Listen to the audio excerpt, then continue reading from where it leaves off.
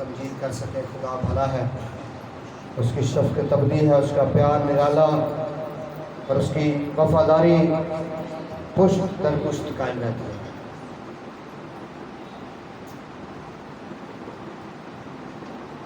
Bible مقدس میں سے آج ایک بڑے خاص ٹاپک پر ہم سیکھیں گے. یہ مسیح یسوع کے وہ ایام کی یادگاری میں روزے رکھے جا رہے ہیں. اسے ہم کہتے ہیں کہ روزوں کے ایام، اور اس میں مختلف قسم کی ایکٹیویٹیز ہم کر رہے ہوتے ہیں اور کچھ ایکٹیویٹیز ہم نہیں کر رہے ہوتے ہیں. آج ہم دو چیزوں پر غور کریں گے. ایک تو یہ کہ دو کانسیپٹس ہیں جو غلط العام اس وقت چل رہے ہیں اور ہم انہیں درست کر سکتے ہیں، ہم انہیں ٹھیک کر سکتے ہیں. کیونکہ ایسٹر یا گڈ فرائیڈے یا یہ جو دن ہے، یہ ہم کسی رسمی طور پر نہیں مناتے ہیں. تو ان ایام کے اندر اس طرح کا تصور بھی رکھنا جو ہے پھر ٹھیک نہیں ہے. مثال کے طور پر گڈ فرائیڈے کے دن جو ہے بلیک سوٹ پہننا، ہم اس پر غور کریں گے آج. اور دوسرا، ان دنوں میں یہ جو روزے کے ایام ہے ان میں گوشت نہیں کھانا. کیا یہ ببلیکل بات ہے؟ بھئی حوالے سے کیجیے گا بات. اگر ہو تو پھر بھی ہم غلط نہ ہو. میرا خیال ہے نہیں ہے، کیونکہ ایسے ہمیں بائبل مقدس میں سے کچھ ایسے کلو ملتے ہیں، کچھ ایسے اشارے ملتے ہیں جس سے ہمیں یہ تصدیق ہوتی ہے کہ یہ کالے کپڑے پہننے کا تصور ہماری کسی عید کے ساتھ نہیں ہے. گوشت کا کھانے کا یا نہ کھانے کا تصور بائبل مقدس کے کسی حوالے میں، کسی تعلیم میں نہیں ہے. پھر ہم اس کی کیوں پیروی کریں؟ اس کو ہم کیوں پھر ٹرینڈ بنا لیں؟ لیکن ایک بات یاد رکھیں، کپڑے کسی قسم کے بھی ہیں، نئے ہو یا پرانے ہو، کلر ان کا بلیک ہو، وائٹ ہو، ریڈ ہو یا کسی بھی قسم کا ہے، اس سے کوئی سروکار نہیں عید کے منانے سے. ہاں ہمیں یہ بات جو ہے تھوڑی سی عام ہو گئی ہے، جس سے ہم تھوڑا آہستہ آہستہ ان رسموں کی طرف بڑھتے جا رہے ہیں. جیسے ہم عید قیامت المسیح کو مناتے ہیں، گڈ فرائیڈے کو مناتے ہیں، اور پھر ہم پاؤں دھونے کی رسم کو بھی اسی طرح مناتے ہیں. تو اس میں ہم گڈ فرائیڈے کو خاص کر جو ہے ہم بلیک سوٹ پہننا پسند کرتے ہیں. اور مجھے یہ کوشچن بھی ہوا ہے کہ گوشت کھانا چاہیے یا ان دنوں میں گوشت نہیں کھانا چاہیے. خاص کر جمعے کے دن گوشت نہیں کھانا چاہیے. اگر ہم یہ سمجھتے ہیں کہ گڈ فرائیڈے کو ہم گوشت نہیں کھا سکتے ہیں تو میرے نزدیک جو ہے ہمارے لیے تو ہر فرائیڈے گڈ فرائیڈے ہے. چونکہ خداوند یسوع المسیح نے جمعے کے روز جان دی تھی، ہمارے لیے تو پھر ہر فرائیڈے جو ہے وہ گڈ فرائیڈے ہے، وہ مبارک جمعہ ہے. لہذا یہ بلیک سوٹ سے اس رسم کا کوئی دور سے بھی تعلق نہیں ہے. اگر یہ بھی میں کہوں تو روزوں کا بھی کوئی تعلق اس سے نہیں ہے، اس عید سے. چونکہ مسیح نے جو فاسٹ کیا تھا، جو فاقہ کیا تھا، وہ 40 دن کا ایک ہی فاقہ تھا. ٹھیک ہے، وہ 40 دن کا ایک ہی فاقہ تھا. اور اس کے بعد بیچ میں انہوں نے 3.5 سال منسٹری کی. اس کے بعد انہوں نے 3.5 سال کی خدمت کے بالکل آخری دن انہوں نے اپنی جان دی ہے، اور وہ دن تھا مبارک جمعے کا. بیچ میں کتنا وقفہ آ گیا؟ 3.5 سال کا گیپ ہے. اس کا مطلب ہے کہ ان کا بھی تعلق اس سے نہیں ہے. ہاں ہم سال میں روزے جو ہیں وہ کسی بھی دن رکھ سکتے ہیں. اتوار کے دن روزہ رکھ سکتے ہیں، جب آپ کو ضرورت پڑے آپ روزہ رکھ سکتے ہیں. مسیح یسوع نے جو فاسٹ کیا تھا، جو فاقہ کیا تھا، وہ 40 دن کا ایک ہی واقعہ تھا اور بیچ میں 3.5 سال انہوں نے خدمت کی ہے. خدمت کے اختتام پر انہوں نے جان دی ہے. پھر تو اس مطابق اگر ہم اس کو کنیکٹ کریں تو پھر 1 سال روزے ہو اور 3.5 سال کے بعد عید ہونی چاہیے. تو اس طرح نہیں ہے. یہ جو روزے ہیں یہ ہماری جو کیتھولک فرم جو سب سے بڑی کلیسیا ہے انہوں نے ان کو بائنڈ کیا اور ساتھ ہی انہوں نے ان دنوں کو جیسے ہم عید قیامت المسیح مناتے ہیں, گڈ فرائیڈے مناتے ہیں, تو انہوں نے کنیکٹ کیا ہے جس میں ہم یہ سمجھتے ہیں کہ مسیح ہوئے تھے, یہ حقیقت ہے, جی اٹھے تھے, یہ ایک حقیقت ہے, یہ افسانہ نہیں ہے, یہ کوئی ہوا میں بات نہیں ہے, یہ بہت بڑا کام ہوا ہے. اگر ایک دن رکھ دیا گیا ہے تو یہ بہت اچھی بات ہے. باقی جو روزے ہیں وہ آپ سال میں کسی بھی ٹائم جو ہے انہیں رکھ سکتے ہیں. رہی بات اس کو عید کے طور پر منانے کی یا اس کو رسمی طور پر منانے کی, اس میں تھوڑا ہمیں اس میں انڈلج نہیں ہونا ہے. اس میں ہم نے یہ سوچ کر یہ رکھنا ہے کہ اگر ہم بلیک سوٹ کا تصور کر رہے ہیں تو لوگ جو ہے ہمیشہ زیادہ اس طرف جاتے ہیں جو زیادہ تر باتیں غلط ہوتی ہیں. بلیک سوٹ کوئی غلط چیز نہیں ہے لیکن اس کا کچھ مطلب ہی ہے. اگر بلیک سوٹ پہنتے ہیں تو بلیک کلر کا کچھ مطلب ہے. بلیک جو ہے, کالا جو کلر ہے یہ تاریکی کو ظاہر کرتا ہے, یہ گناہ کو ظاہر کرتا ہے, گناہ کی کیچ کو ظاہر کرتا ہے, یعنی ڈارکنس کو ظاہر کرتا ہے, تاریکی کو. وائٹ جو کلر ہے یہ پاکیزگی کا کلر ہے. بلو کلر جو ہے, آسمانی رنگ جو ہے, یہ اونچائی کو, بلندی کو ظاہر کرتا ہے. لال جو کلر ہے یہ فتح کا کلر ہے. گرین کلر جو ہے یہ سرسبز و شاداب خوشحالی کو ظاہر کرتا ہے. اسی طرح جو بلیک کلر ہے اس کو پہنتے کیوں ہے, یہ تصور کیوں نکلا ہے؟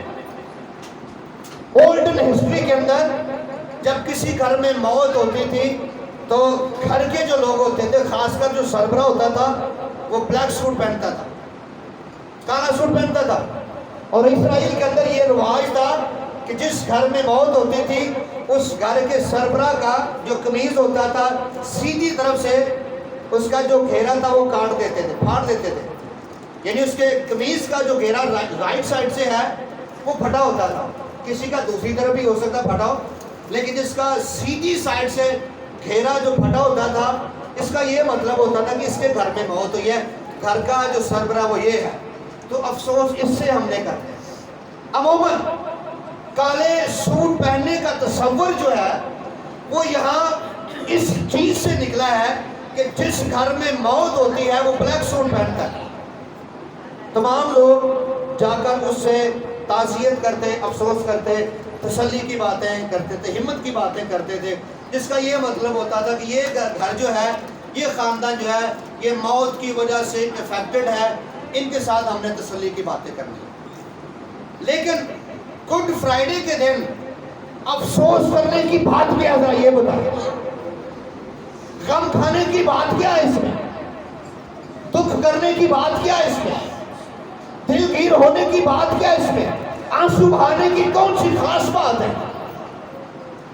میں پڑھ رہا تھا اناجیل اربع کے اندر خداوند یسوع مسیح جب انہیں لوگ مار رہے تھے, ان کے منہ پہ تھوک رہے تھے, ان کی داڑھی کھینچ رہے تھے, ان کے سر میں ڈنڈے مار رہے تھے, ان کا مذاق اڑا رہے تھے, ان کا تمسخر اڑا رہے تھے. یروشلم کی بیٹیاں کچھ اور بھی لوگ یسوع کی مار دیکھ کر, یسوع کے ساتھ جو زیادتی ہو رہی ہے دیکھ کر وہ رو رہی ہے, وہ ماتم کر رہی ہیں اور وہ کہہ رہی ہیں کہ ہائے یہ بہت غلط ہو رہا ہے.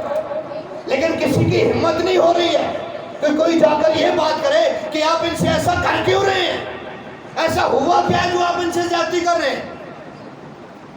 خداوند یسوع مسیح کی نظر ان عورتوں پر پڑی. یسوع نے کہا ہے اے بہنوں, اے یروشلم کی بیٹیوں, میرے لیے مت روئیں, میرے لیے نہ روئے, اپنے لیے اور اپنے بچوں کے لیے رو, اس لیے کہ میرے لیے رونے کی ضرورت نہیں ہے, میرے لیے تو خوشی کرنے کی ضرورت ہے. یسوع نے کہا میرے لیے رونے کی کوئی ضرورت نہیں ہے, میں خدا کے انتظام کے مطابق زمین پر آیا ہوں۔ یوحنا کی انجیل کو 6 باب پڑھے تو وہاں یسوع نے کہا کہ بیٹا اپنی طرف سے کچھ نہیں کرتا، اپنی مرضی سے کچھ نہیں کرتا، ایون کہ معجزے بھی اپنی مرضی سے نہیں کر رہا۔ کہتا میں اس وقت تک معجزے بھی نہیں کرتا جب تک میں اپنے باپ سے پوچھ نہیں لیتا ہوں۔ یوحنا 6 باب سارا اسی کے بارے ہے۔ یسوع نے کہا کہ میں اپنے باپ کی مرضی کے مطابق دنیا میں بھیجا گیا ہوں۔ بیٹا اپنی طرف سے کچھ نہیں کرتا جب تک باپ کو کرتے نہیں دیکھتا۔ تو یسوع کا اس دنیا کے اندر آنے کا مقصد یہی تھا کہ وہ مصلوب ہو۔ یسوع صلیب پر جان دینے کے لیے آیا اور وہ تمام جہانوں کے لیے کفارہ بن کر آئے، اس لیے ہمیں غم کھانے کی کوئی ضرورت نہیں ہے۔ اس لیے کہ ذرا اور بھی نوٹ کریں، موسیٰ نبی اور مسیح کے درمیان جو 1500 سال کا گیپ ہے، اس ٹائم پر ذرا غور کریں۔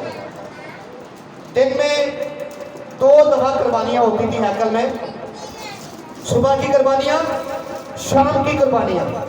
اور سال میں کتنے دن ہیں؟ سال میں، ہاں جی جو پڑھے لکھے، ہاں جی سال میں کتنے دن ہیں؟ 365 دن۔ 365 دن کو آپ 2 سے ملٹیپلائی کریں کتنے ہو گئے؟ یہ میں نے لکھا ہے 730۔ 730 قربانیاں ایک سال میں ہوتی تھیں اسرائیل میں۔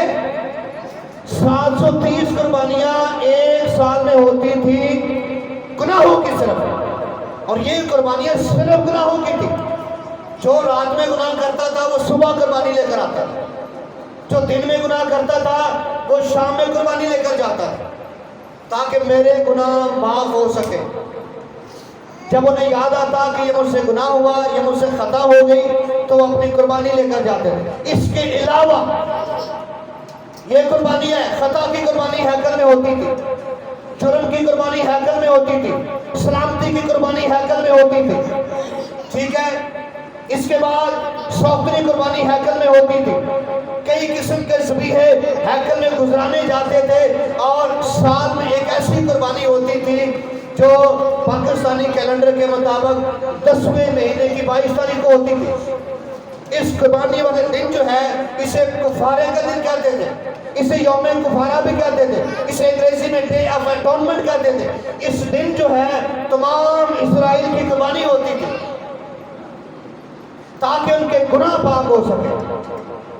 عام انسانوں کے گناہ، قبیلوں کے گناہ، پاسبانوں کے گناہ، پیشواؤں کے گناہ، تمام کے گناہ خدا معاف کرتا تھا۔ 7ویں مہینے کی 10 تاریخ یہودی کیلنڈر کے مطابق اور ہمارے ملک کے کیلنڈر کے مطابق 10ویں مہینے کی 22 تاریخ کو یہ قربانی ہوتی ہے۔ اس کا مطلب ہے کہ یہ بہت سی قربانیاں چڑھائی جاتی تھی صرف گناہوں کی معافی کے لیے۔ لیکن لکھا ہے 10ویں باب کی 3 آیت جو حوالہ آپ کے سامنے اینڈ صاحب نے تلاوت کیا تھا، لکھا ہے بلکہ وہ قربانیاں سال میں سال گناہوں کو یاد دلاتی ہیں، کیونکہ ممکن نہیں کہ بیلوں اور بکروں کا خون گناہوں کو دور کرے۔ یہ قربانیاں جو چڑھائی جاتی تھی یہ کسی مسیحا کی قربانی نہیں تھی، یہ تو عکس تھا، یہ تو شیڈو تھا جو سب سے بڑی قربانی آنے والی تھی، اور وہ قربانی تھی یسوع کی قربانی۔ یہ ساری قربانیاں اس قربانی کی طرف اشارہ کر رہی تھی کہ ایک بڑی قربانی ہونے جا رہی ہے، ایک مسیحا دنیا کے اندر پیدا ہونے والا ہے، اور وہ اس قربانی کو ہمیشہ کے لیے مکمل کر دے گا، معقوف کر دے گا۔ 6 آیت میں لکھا ہے پوری سوگنی قربانیوں اور گناہ کی قربانیوں سے تو خوش نہ ہوا۔ سوگنی قربانی اس میں ایک بڑی خاص قربانی ہے۔ یہ جو سوگنی قربانی ہے اس کا مطلب ہی complete submission to the Lord. یہ قربانی گناہ کی نہیں ہوتی تھی، یہ قربانی اس لیے چڑھائی جاتی تھی کہ میرے مال کے لیے شکر گزار ہو، میرے کاروبار کے لیے شکر گزاری، میرے خاندان کے لیے شکر گزاری، میری ڈیوٹی کے لیے شکر گزاری، میرے بچوں کے لیے، میرے خاندان کے لیے شکر گزاری، اور اگر کوئی کمی رہ گئی ہے تو اس قربانی کے وسیلے سے خدا پوری کرے۔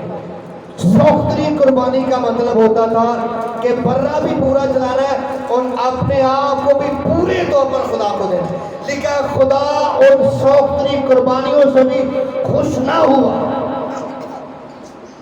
پس بیلوں اور بکروں کا خون جب سال مسال ہیکل میں دیا جاتا تھا وہ گناہوں کو پاک نہ کر سکا۔ پھر کیا لکھا ہے؟